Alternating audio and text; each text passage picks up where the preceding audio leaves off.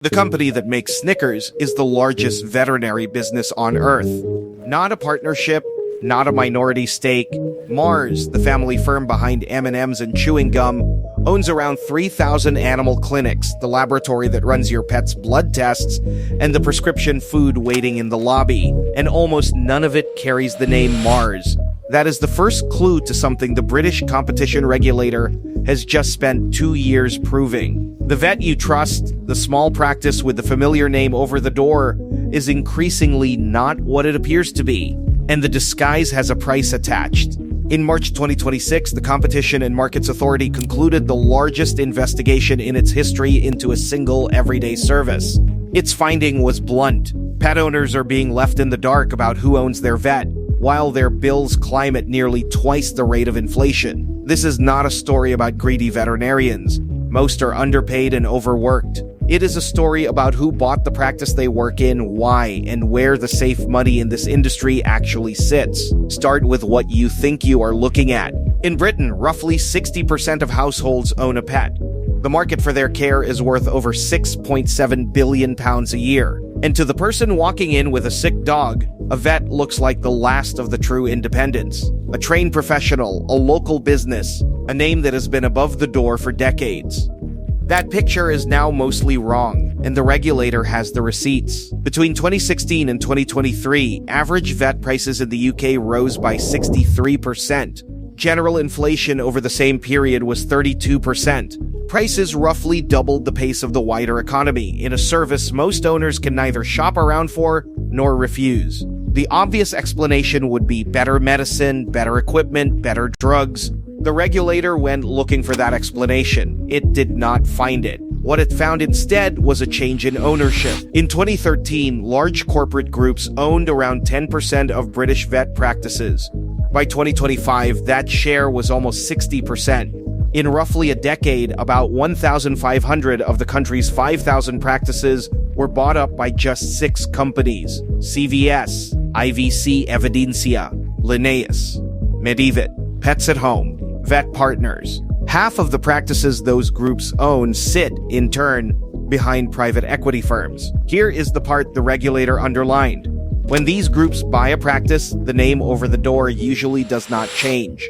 The regulator found that fewer than half of the people using a large veterinary group even knew their local vet was part of a chain. In the words of the inquiry chair, Martin Coleman, owners are too often left in the dark about who owns their practice, their treatment options, and their prices, even when facing bills running into thousands of pounds.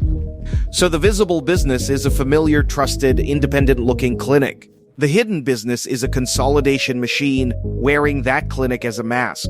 To see why anyone would build it, follow the money through 3 layers. The first layer is the one that makes the buyers rich before a single price goes up.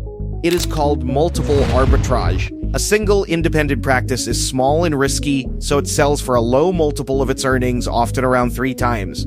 But a national platform of hundreds of practices is treated by investors as a large, stable asset and trades for a much higher multiple, in the high teens. So the buyer purchases the same cash flow cheaply as a corner shop and revalues it instantly as part of an empire. Nothing about the medicine has changed, only the wrapper. Advisors estimate that the spread was worth as much as 5 turns of profit at the peak of the boom. The clinic was never really the product, the repricing was. The second layer is vertical integration, and it is where Mars becomes the perfect example. When you take your dog to a Mars-owned clinic, the consultation is only the beginning. The diagnostic sample is often sent to Antech, a laboratory Mars owns. The special diet recommended at the desk is frequently Royal Canin, a pet food Mars owns. The medicine is dispensed by the practice itself. One parent company can bill you at the clinic, the laboratory, the pharmacy, and the food bowl, and at no point does it announce that all 4 are the same company. The regulator found the friction points that protect this. Practices charge fees for writing a prescription you could fill more cheaply elsewhere, discouraging you from leaving. Those written prescription fees have now been capped at £21 for the first medicine and £12.50 for each additional one, because the same medicines can be 50 to 60% cheaper online, saving an owner more than £200 a year. Owners were found to be overpaying around £100 for an individual pet cremation, often without being told a cheaper option existed. Small tolls repeated across millions of visits. The third layer is the one you meet at your worst moment: emergency and specialist care. A routine checkup can be delayed or shopped around. A dog hit by a car at 2 in the morning cannot. In the United States, where this model ran further and faster, roughly 3/4 of specialist and emergency hospitals are now corporately owned, according to the industry tracker Brachy Consulting, against about 1/4 of ordinary practices. The buyers concentrated hardest on the exact moment you have no power to say no. Now, the objection. Correlation is not causation.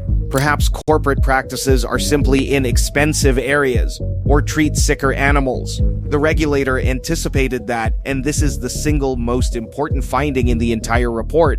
It isolated the effect of the takeover itself.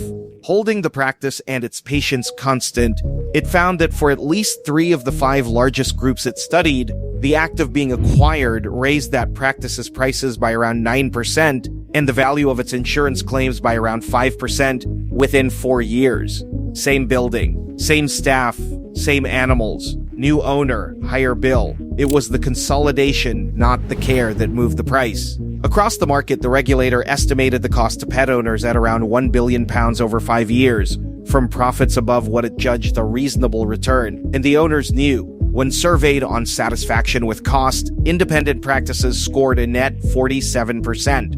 The large groups scored 26. If you want the moment this became a national business rather than a local one, look at a single transaction. In 2017, Mars bought VCA, an American chain of around 800 animal hospitals, for $9.1 billion. That deal is what turned a confectionery company into the largest vet on Earth, and it is how the Antec laboratories came in-house. The American competition regulator only allowed it after forcing Mars to sell off 12 clinics. 5 years later, that same regulator issued what it called a first-of-its-kind order to leash a serial acquirer, the private equity group JAB, after it repeatedly bought up veterinary chains. And in late 2024, 2 United States senators, Elizabeth Warren and Richard Blumenthal, opened investigations into both JAB and Mars, alleging that private equity was, in their words, looting the profits while reducing quality of care and increasing prices for pet owners. Those are allegations, not proven findings. But regulators on 2 continents are now circling the same business at the same time, which raises the question that decides whether this was a brilliant trade or a bubble. What could break it? The arbitrage has a hidden requirement. It needs 2 things to keep working: rising numbers of visits and a buyer willing to pay an even higher multiple for the platform later. By 2026, both were thinning. In the United States, vet visits fell around 2.3% in 2024. The average gap between appointments stretched from about 73 days at the start of the decade to over 112 days. Owners, squeezed by the very price rises the model produced, simply started coming less often. The platforms defended their margins the only way they could, by raising the price of each remaining visit faster still. American vet service prices rose 6.3% in 2025, against general inflation of 2.6%, which is precisely the behavior that summons a regulator. Then there is the debt. These roll-ups were built with borrowed money, and the strain is now visible in the lender's own marks. The credit rating on IVC, Europe's largest group, implied leverage of around 8.5 times earnings. Loans to the American platform PetVet were marked down to 88 pence on the pound by one of its lenders. Another group, Pathway, restructured its debt under distress in early 2025. In February 2026, the trade press summarized the mood in one line: private equity's pandemic-era veterinary deals had become hard to exit. So look again at who is holding what. The client holds the rising bill. The individual vet holds the risk that few outsiders ever see. The average American veterinary graduate now carries around $180,000 of student debt, works under production targets, and belongs to a profession with a suicide rate several times the national average. The vet who sold their practice took a single check and walked away, and the financial sponsor, the one who engineered the whole structure, holds the leverage, and now the difficulty of getting back out. That tells you where the reliable return was always meant to be. Not in the consultation, which is capped by what a frightened owner can pay and now watched by a regulator. The durable money sits in the layers wrapped around it. The laboratory that runs every test, the pharmacy that fills every script, the food on the shelf, the recurring wellness subscription, the emergency room no one can negotiate with. Own those and you earn from the animal whoever happens to be treating it. And the most patient version of that position is not private equity at all. It is Mars, a private family-owned company that never has to sell to anyone, never has to hit an exit date, and can simply hold the clinic, the lab, and the food bowl together, compounding for as long as pets exist. While the leveraged buyers scramble for a way out, the strategic owner just keeps the road and lets everyone else drive down it. That is the mechanism the disguise was hiding.